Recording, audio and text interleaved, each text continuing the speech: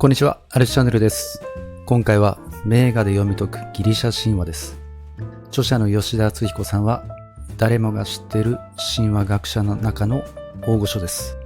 学習院大学名誉教授をされています。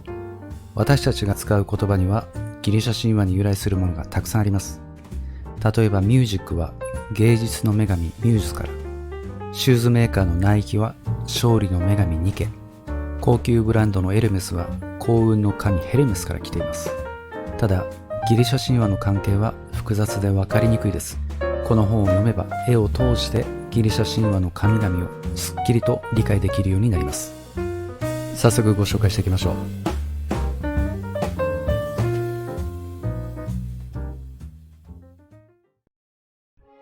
この世界が始まった時、まずカオスと呼ばれる広大な淵が誕生しました。カオスはありとあらゆるものが混じり合う世界で、方向の定まらない風が絶えず吹き荒れる真っ暗な世界でした。そこに最初に生まれたのがガイアと呼ばれる大地の女神です。次にこの大地から遠く離れた暗黒界に男の神であるタルタロスが生まれ、そして男と女の愛の働きを助ける愛の神エロスが生まれました。世界の土台となるガイアは自分の力だけであらゆるものを生み出す力を持っていました。ガイアは男女の交わりを持たずに自分の力で天空ウラノス、海の神ポントスを生み出しました。これによって世界に大地と天と海の区別が生じました。その後ガイアはエロスの力によって息子ウラノスと男女の契りを結びます。二人の間にはクロノス、レア、オケアノスらティタン神族と呼ばれる男女6人ずつ12人の神々が生まれました。絵を見てみましょう。カルル・フリードリッヒ・シンケル、ガイアの息子たるウラノスと踊る天上の神々。画面中央で両手を広げ、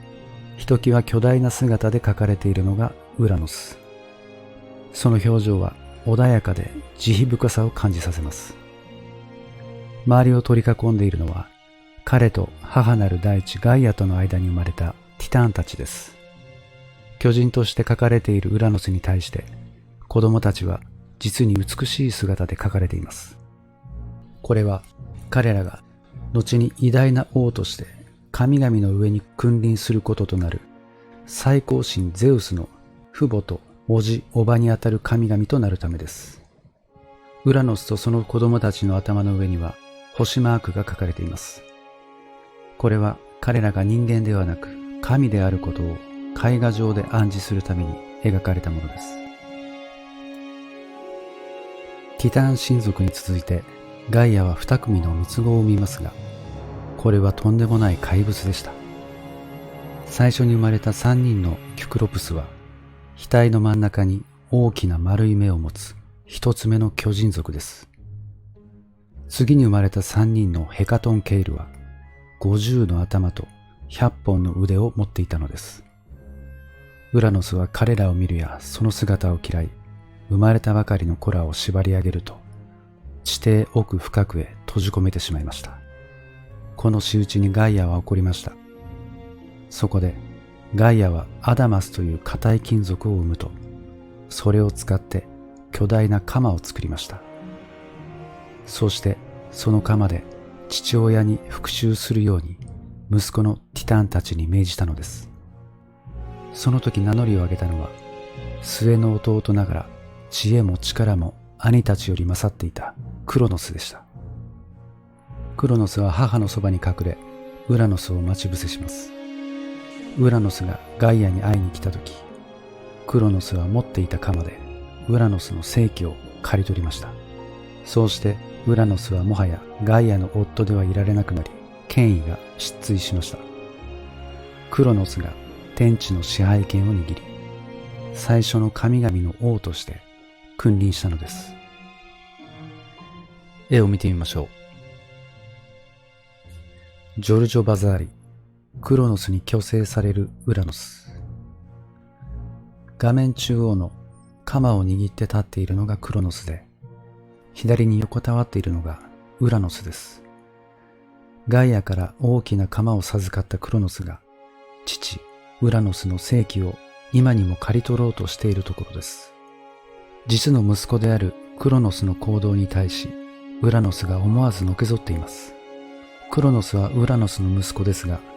絵で描かれる場合は老人の姿で描かれ、重々しい表情をしているのが一般的です。表情は読み取ることはできませんが、その目はまっすぐウラノスを見つめています。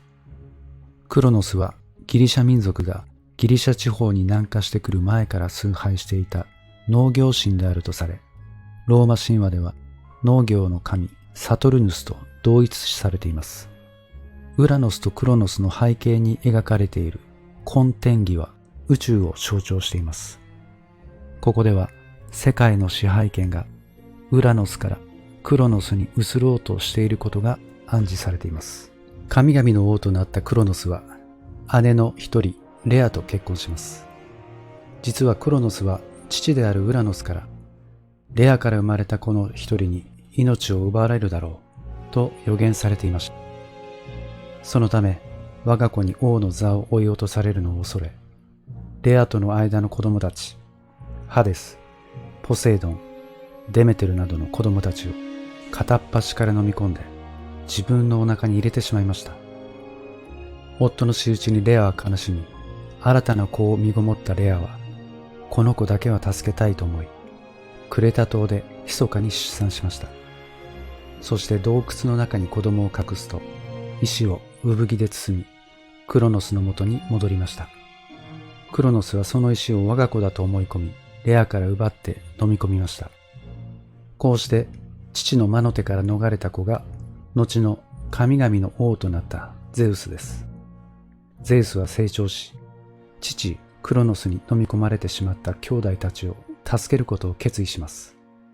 知恵を司るメティスという女神に協力してもらい、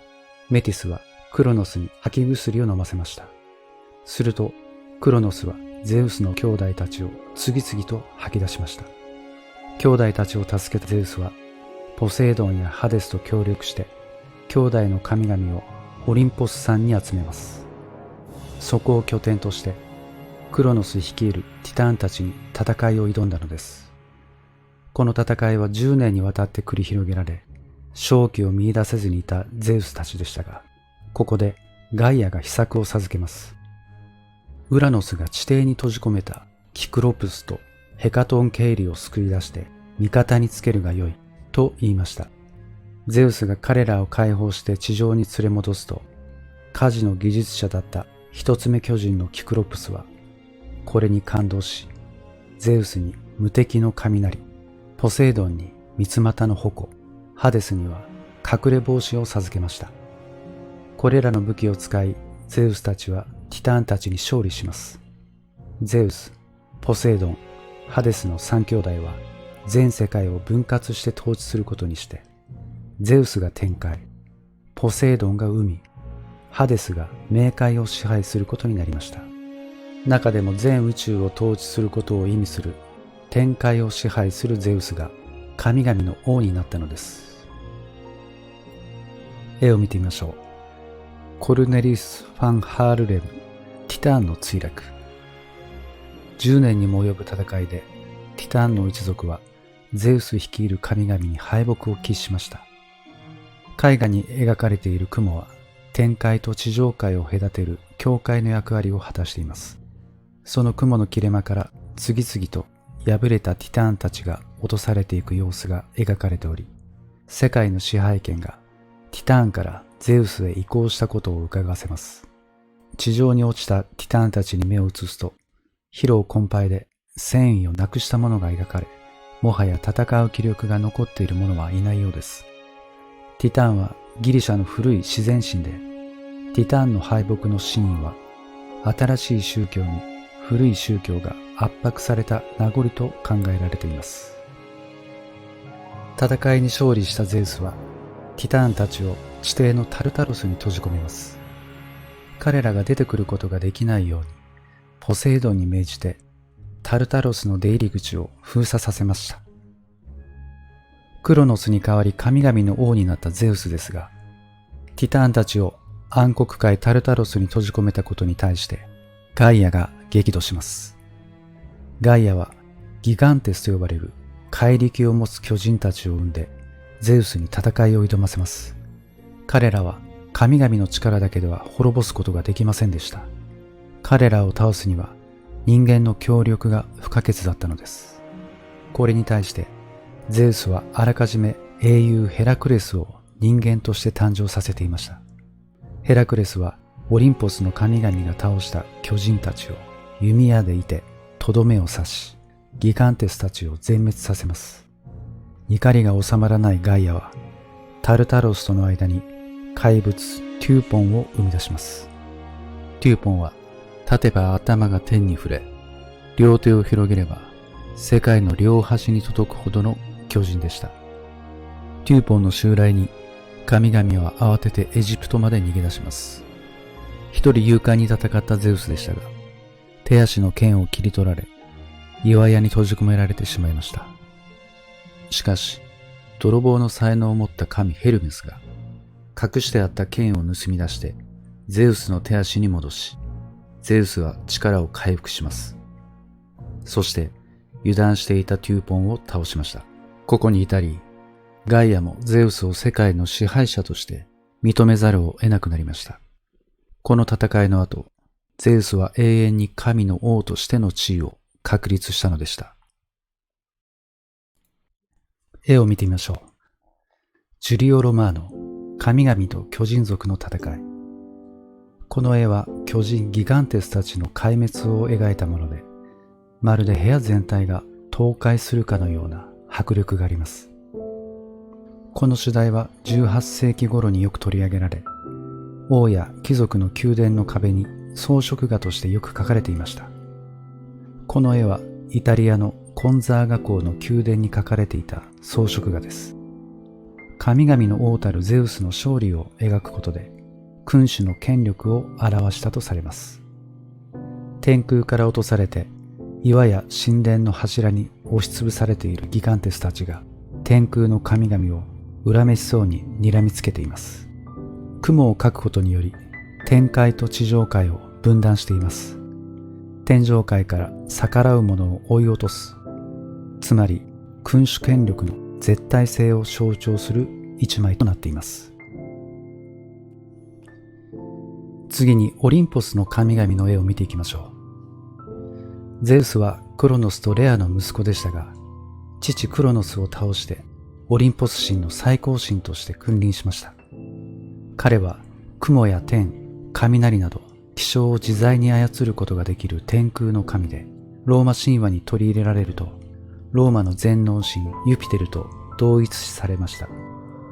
絵を見てみましょう。パオロ・ボロネーゼ、悪徳を雷で撃つゼウス。画面中央の上、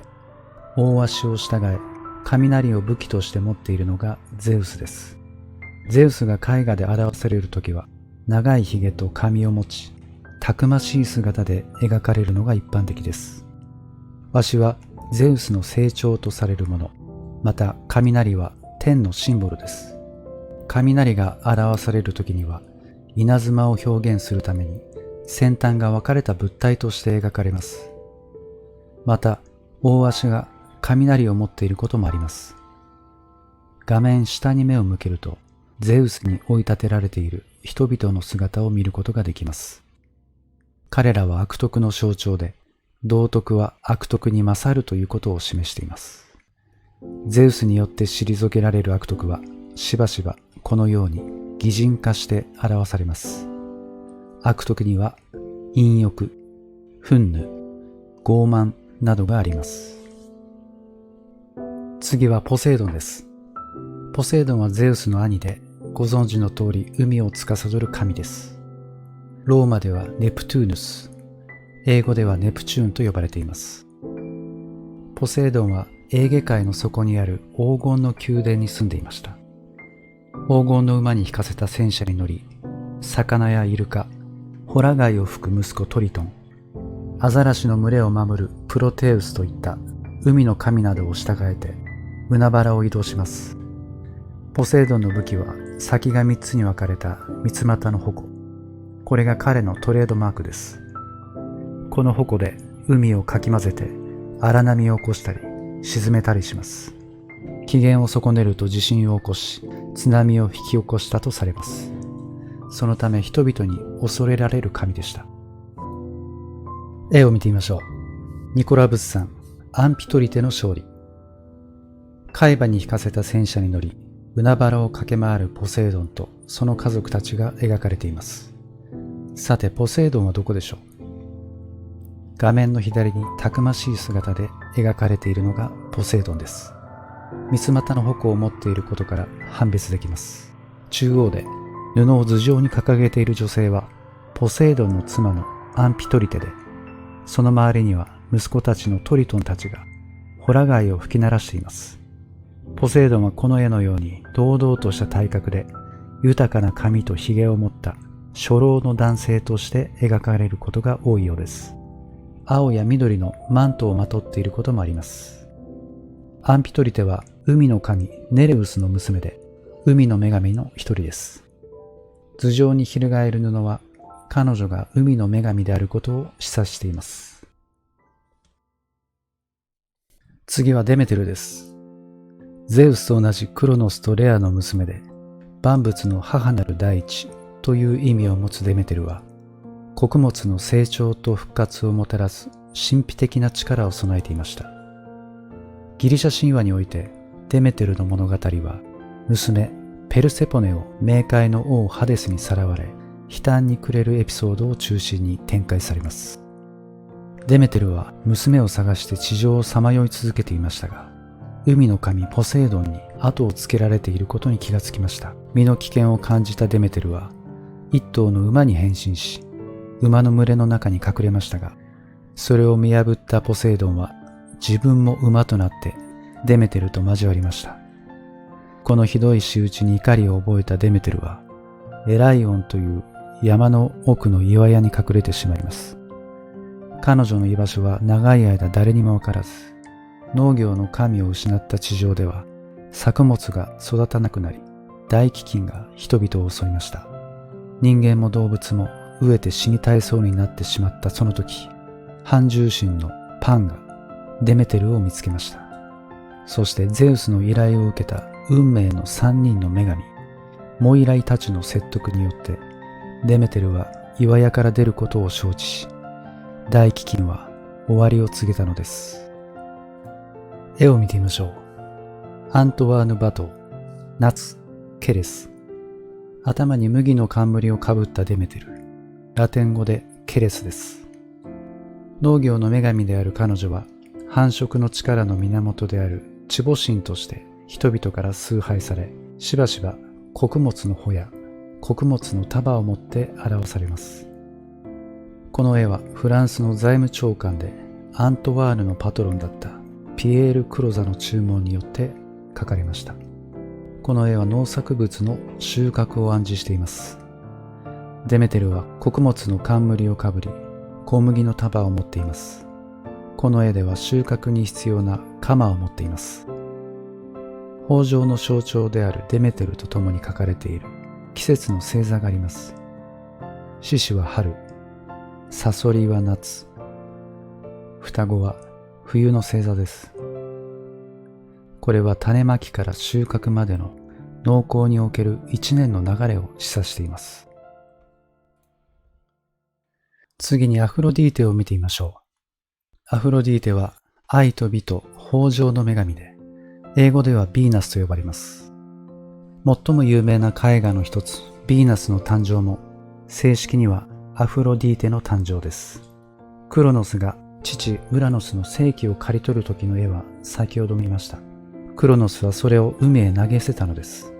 それから泡が湧き出て、アフロディーテは誕生したのです。泡に包まれたアフロディーテはキュプロス島に漂着しました。彼女が大地に足を踏み入れた途端、その土地には美しい花が咲き乱れ、草が生い茂ったと言われます。これが有名なヴィーナスの誕生、正式名はアフロディーテの誕生の絵です。サンドロ・ボッティチェリ、ヴィーナスの誕生。キュプロス島に上陸したシーンを描いたものです。貝殻に乗ったアフロディーテは片足に重心をかけ、体を S の字にくねらせています。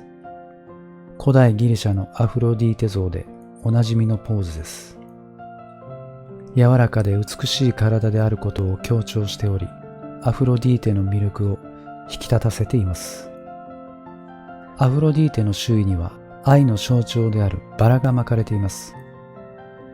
画面の左上で抱き合っている男女は、春を告げる西風の神ゼピロスと妖精のクロリス。二人も愛の象徴です。このように、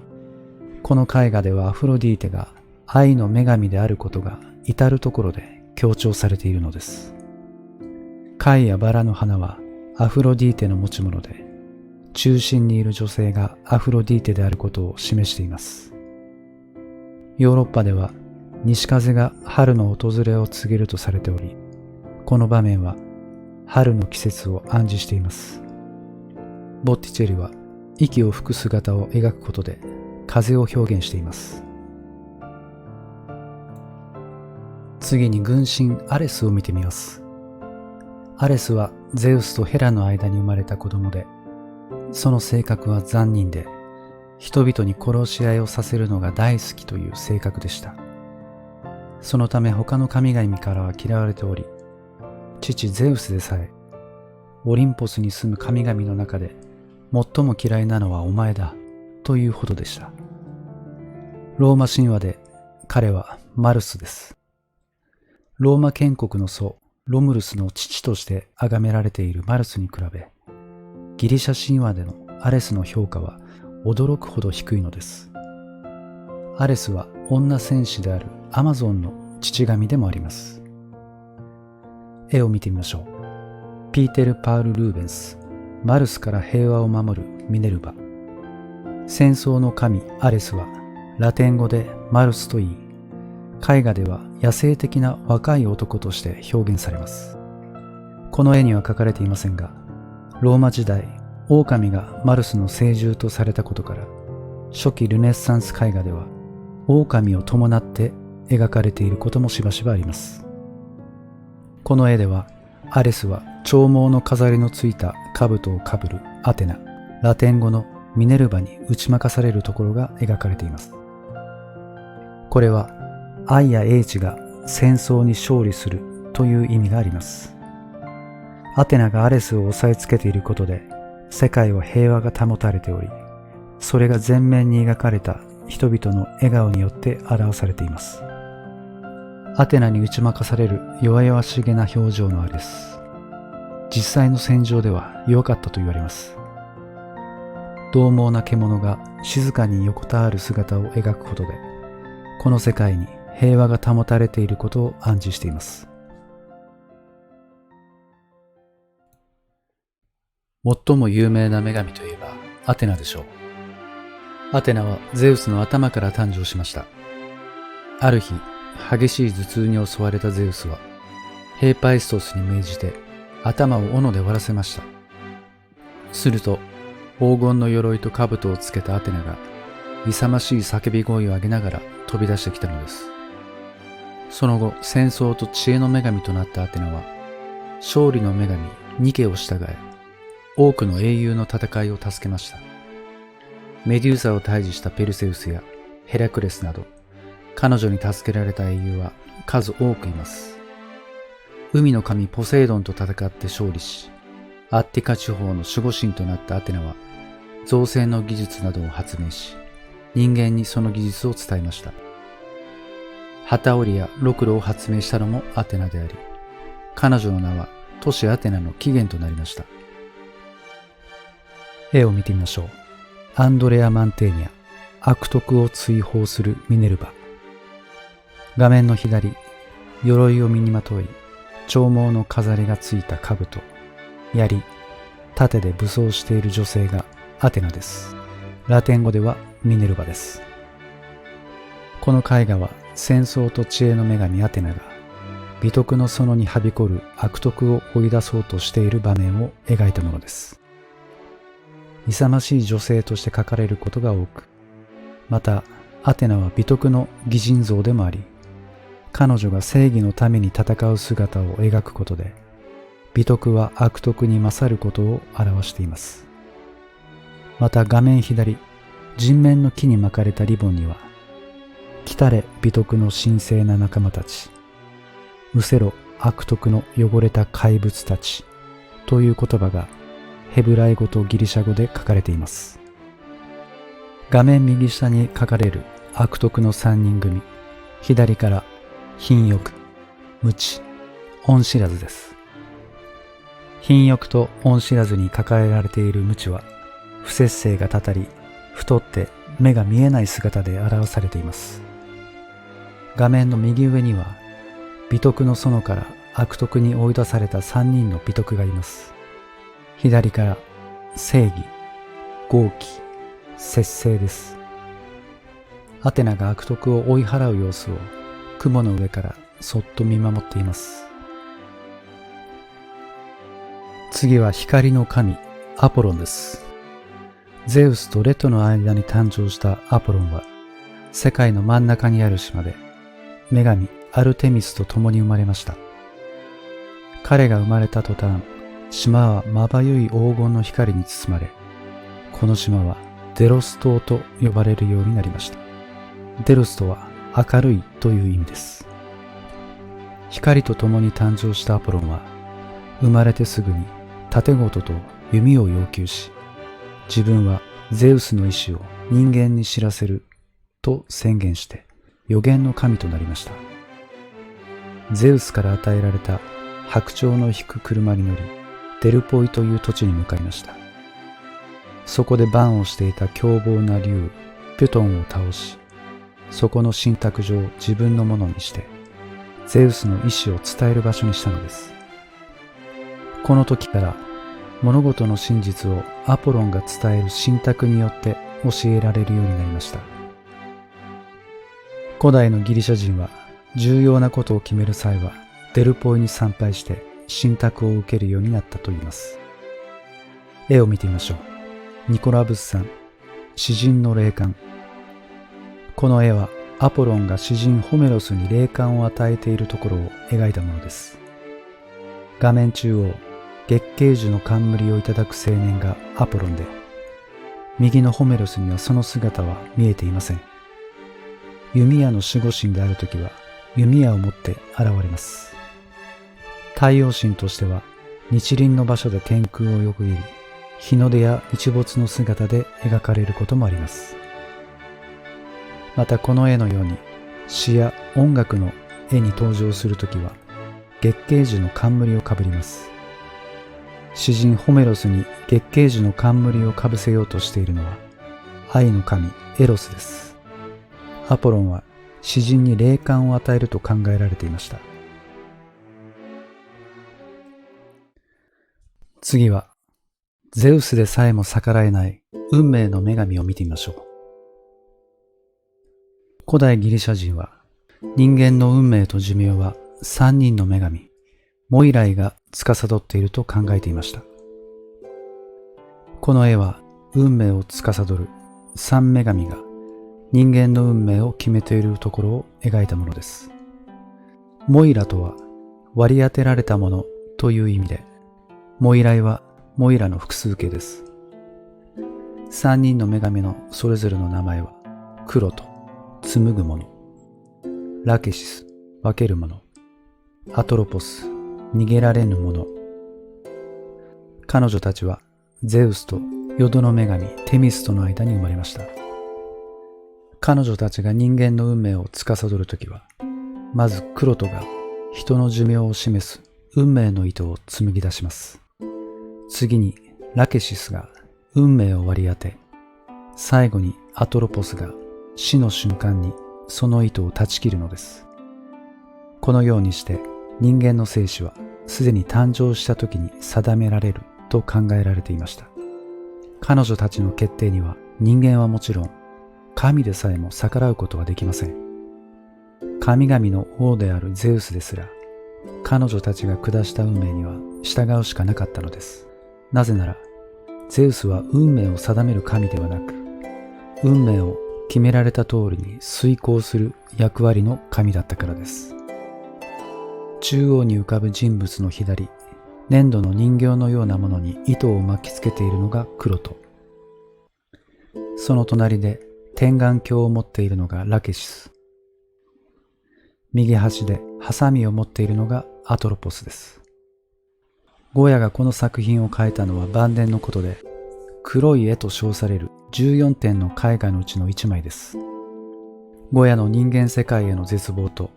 運命からは逃げられることができないという諦めが込められています。古代ギリシャの人々は、子供が生まれるとその子の運命が良くなるように、モイライの起源を取ったと言われます。最後に、神々の物語をいくつか見ていきます。ゼウスは農業の女神でもあり、姉でもあるデメテルと関係を持ち、二人の間にはペルセポネという娘が誕生しました。ゼウスはペルセポネを冥界の王ハデスの妃にしようと考えますが、ペルセポネを溺愛するデメテルがこれに賛成するはずありません。そこでゼウスはハデスをそそのかし、ペルセポネをさらって冥界へ連れて行かせようとしたのです。ペルセポネが野原で花摘みをしていると、突然大地が裂け、黄金の馬車に乗ったハデスが地上にやってきました。そしてペルセポネを冥界へさらっていってしまったのです。このことを知ったデメテルは嘆き悲しみ、ゼウスを恨みました。彼女は神々の集まりに加わるのをやめ、人間の姿に変身して下界を放浪するのです。やがてエレシウスという場所の領主ケレオスに神殿を作らせ、その姿を隠してしまいました。そして農業の女神としての仕事を一切放棄しました。大地から作物が一切生えなくなり、凄まじい飢饉が地上を襲い、人間は死に絶える寸前にまでなったのです。デメテルの凄まじい怒りに困惑したゼウスは、デメテルの機嫌を取ろうと様々なものを送りましたが、彼女の怒りは収まりませんでした。ついにゼウスは根負けし、ヘルメスを冥界に使わすと、ペルセポネを母のもとに返すようにと冥界の王ハデスに命令したのです。この知らせを聞いたペルセポネは、固く閉じていた口をほころばせました。その隙を狙って、ハデスは彼女の口にザクロの実を押し込んで食べさせました。地上に戻ることができたペルセポネは、母の胸に飛び込み、母も愛しい娘を抱きしめます。しかし、デメテルは胸騒ぎを覚えました。そして娘に、冥界で何か食べはしなかったかと尋ねたのです。ザクロを食べたと無邪気に答える娘に、デメテルの顔はみるみる青ざめました。死者の口の食べ物を口にしてしまった者は、もはや冥界と縁が切れなくなってしまうからです。デメテルは悲嘆に暮れましたが、ゼウスが1年の3分の1だけ冥界にいれば、残りの期間は地上で暮らせるように取り計らったため、デメテルもこれに応じることにしました。こうして人々を苦しめた飢饉は去ったのです。それ以降、ペルセポネが地上にいる間は、デメテルは喜びにあふれて、大地に作物が実り、豊かな収穫がもたらされるようになりました。そして彼女が冥界に帰る期間は、デメテルは悲しみに暮れて、地上では暗い冬が訪れ、作物が実らなくなったのです。この絵は、ハデスにさらわれたペルセポネ、ラテン語ではプロセルピナとデメテルの再会の場面を描いたものです。ペルセポネの横にいるのは、彼女をここまで案内した伝令役のヘルメスです。翼付きの帽子と手に取った蛇が巻かれている杖はヘルメスの特徴です。デメテルに向かって両手をいっぱいに広げているペルセポネの表情は、母と再会できた喜びに満ち溢れています。ヘルメスに支えられて地上の母のもとへ手を伸ばすペルセポネ。農業の女神デメテルの娘のペルセポネは穀物の化身で、地面から地上に向かい成長しようとする様子を象徴しています。地上に咲く桜色の花と冥界の岩に張り付くように生えている植物。これらは生きる者の住む地上と死者が住む冥界を明確に区別するために描かれています。英雄ペルセウスがゴルゴンのメデューサを退治した話は有名です。メデューサの首を手にしたペルセウスは、その首を持って帰路を急いでいました。その途中、エチオピアの上空に差し掛かったペルセウスは、海岸の岩に縛り付けられている美女を目撃します。彼女はその国の王、ケペウスの娘、アンドロメダでした。アンドロメダの母、カシオペイアは、美しい顔が自慢でした。ある時、カシオペイアが、運命の女神ネレイデスたちも私の美貌にはかなわないと自慢しているのをポセイドンに知られてしまいます。ポセイドンは人間のずうずうしい態度を懲らしめるために海から恐ろしい怪物を出現させケペウスの国を襲わせたのです。このままでは国が滅びるのは時間の問題でした。困り果てた国王ケペウスが信託を仰ぐと娘アンドロメダを生贄にする以外助かる道はないと告げられます。そのためやむなく愛する娘を怪物の生贄として差し出そうとしたのです。このことを知ったペルセウスは無事にアンドロメダを助け出すことができたら私の妻としてもらい受けたいとケペウスに持ちかけます。ケペウスが承諾するとすぐさま彼女の救出に向かいました。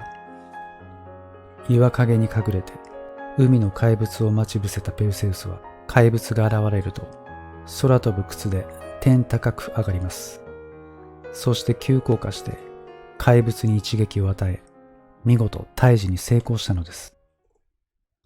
その後約束通りアンドロメダと一緒になりました。絵を見てみましょう。ピエロ・ディ・コジモ、アンドロメダを救うペルセウス。この絵は左回りに物語が展開して一つの絵に複数の神話の場面が描かれているという特徴を持ちます。まず画面右上、空を飛んでいるペルセウスがアンドロメダを発見する場面です。翼のついた空飛ぶ靴を履いて空を飛んでいます。次に画面左、神話では岩ですが、ここでは木の切り株に縛り付けられているアンドロメダを救出するため、ペルセウスが怪物を退治する場面が展開しています。ペルセウスが怪物を倒すと、この国の人々はアンドロメダが解放されたことを喜ぶと同時に、ペルセウスとアンドロメダの結婚を祝福しています。このようにしてコジモは時間の経過を一枚の絵画に表現したのです。退治された怪物は後に空に上げられてクジラ座になったといいます。古代ヨーロッパではクジラは船と人間を攻撃する獰猛な生き物だと考えられていました。怪物に囚われの身となっていたアンドロメダを助け、彼女を妻とした英雄ペルセウスの神話の型は日本神話にも見ることができます。スサノオのヤマタノオロチ退治です。姉アマテラスによって高釜原から追放されたスサノオは、出雲の国の日の川の上流に降り立った時、老夫婦が娘櫛灘姫を間に置いて泣いていました。訳を尋ねたところ、老夫婦はこう言います。私たちにはもともと8人の娘がいました。しかし毎年8つの頭と尾を持つヤマタノオロチという恐ろしい怪物がやってきては、一人ずつ娘を食べてしまったのです。今年もその時が来て悲しんでいたのです。それを聞いたスサノオはヤマタノオロチを倒す代わりに櫛灘姫を妻とする約束を老夫婦と交わします。スサノオはヤマタノオロチに酒を飲ませると、ヤマタノオロチは酔いつぶれて寝てしまいました。その隙に戸塚の剣で怪物を切り刻んだのです。こうして見事櫛灘姫を救ったスサノオは彼女と結婚しました。絵で比較すると、左は月岡義俊が1887年に描いたスサノオノミコト出雲の川上に対峙したまう図。スサノオがヤマタノオロチを退治する絵画で、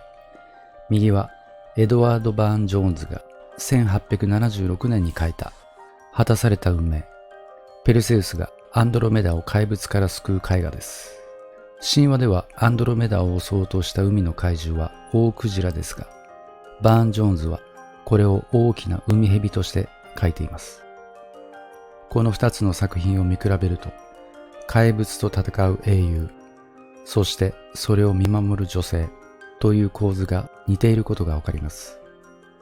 日本神話とギリシャ神話の類似性は古くから指摘されていますが、神話を題材として描かれた絵画も必然と似てくるということなのでしょう。英雄に倒された怪物の中でよく名前が知られているのがクレタ島のミノタウルスでしょう。ミノタウルスはポセイドンの怒りによって狂わされたクレタ島の王妃パーシュパエと牛の間にできた子で、頭は王牛、体は人間の怪物です。化け物が生まれたことに困惑したパーシュパエの夫ミノス王は、天才技術者のダイダロスに一度入ったら出ることができない迷宮を作らせ、そこにミノタウルスを幽閉しました。そして都市アテナイから毎年7人の少年少女をミノタウルスのために差し出すように命じました。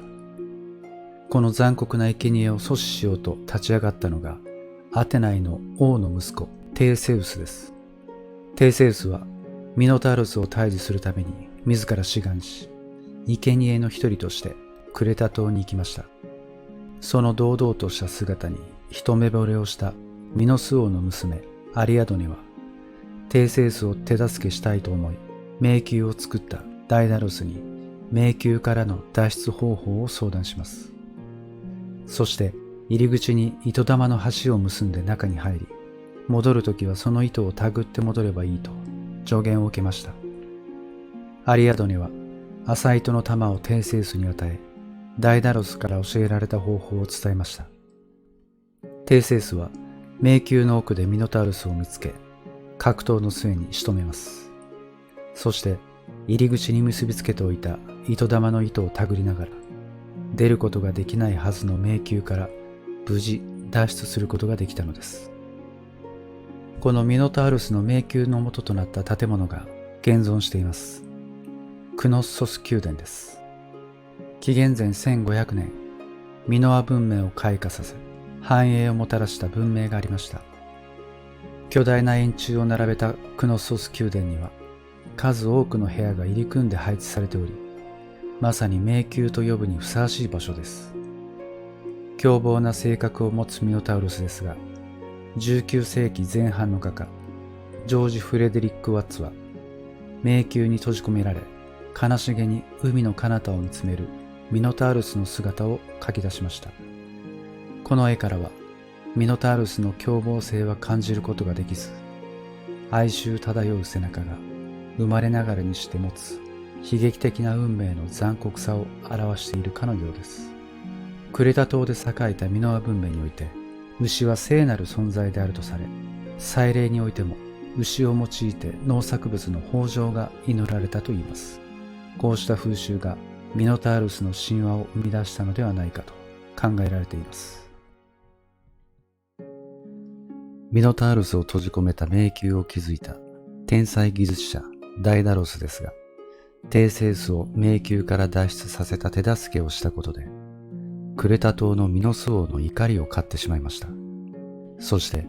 ダイダロスの息子イカロスと共に迷宮の中に閉じ込められてしまいます。ダイダロスは迷宮から脱出しようとして知恵を絞りました。そして大きな翼を発明し、これを牢で自分と息子の肩にしっかり貼り付けました。この翼で空を飛び脱出しようとしたのです。いよいよ飛び立つという時、ダイダロスは息子に注意を与えました。ダイダロスよ、低く飛びすぎると海の湿気で翼が重くなる。高く飛びすぎると太陽の熱で牢が溶けてしまう。空の中ほどを進むのだ。二人は翼を羽ばたかせ、見事飛ぶことに成功。無事、迷宮を脱出します。ところが、イカロスは空を飛ぶ心地よさに酔いしれてしまい、父の忠告をすっかり忘れてしまいました。いつしか太陽の近くまで高く飛びすぎてしまったため、牢が解けて翼が取れてしまいました。イカロスは海に墜落し、亡くなってしまいます。イカロスが墜落した海は、その名前を取ってイカリア海と呼ばれ、その伝説を元にした海の名前で現在も実在しています。この絵はピーテル・ブリューゲル、イカロス墜落のある風景。悲劇的な運命をたどるイカロスの姿は画面の右下に小さく描かれているに過ぎません。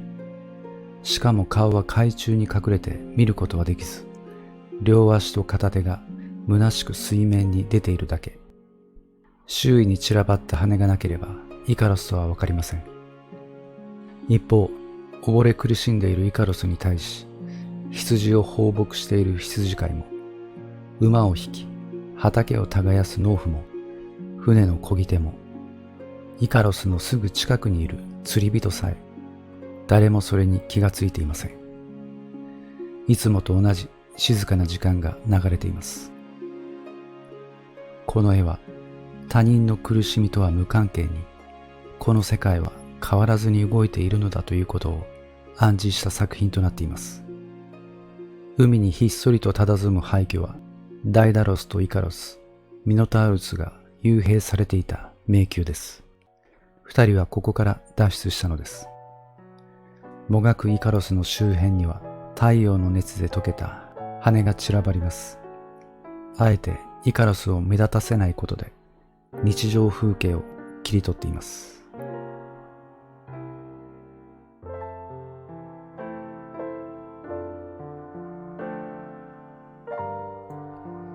はい、これで本の紹介を終わります。